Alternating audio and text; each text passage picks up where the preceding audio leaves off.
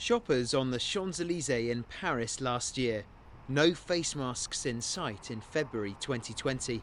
But the coronavirus was already confirmed to be in France, and the president was forced to act. Nous sommes en guerre. We're at war, a health war, that's for sure.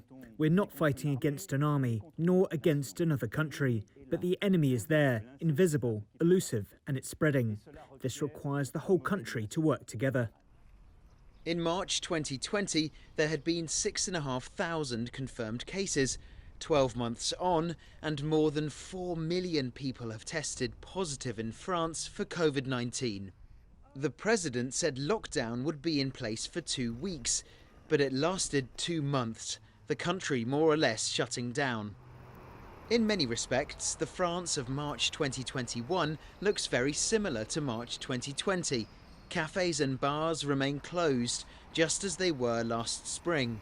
The world's most famous museum, the Louvre, was shut at the time, and like other cultural venues, it remains shut today.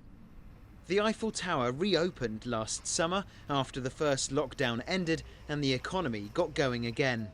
But today, the famous monument is closed to visitors once again, silently looking out across a city and a country facing the increasing pressure of a third wave of COVID-19 infections.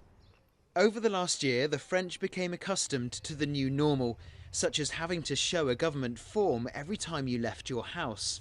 The crucial difference this year is the vaccination programme, finally creaking into life after a slow and bureaucratic rollout. Looking back to March 2020, what we saw was truly unthinkable, an epidemic that was totally out of control, which needed almost all human activity across the world to stop. We then saw something else unthinkable, the development of several vaccines in a matter of months, not years, with very high efficacy, which was a unique international collaboration. That's led us to find a possible route out of this crisis, something also unthinkable, bearing in mind where we were last March.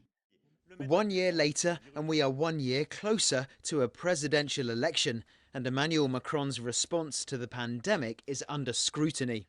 When I evaluate the situation 1 year after the first lockdown, I think it's worrying. I say worrying because it's as though there has not been proper management of the crisis.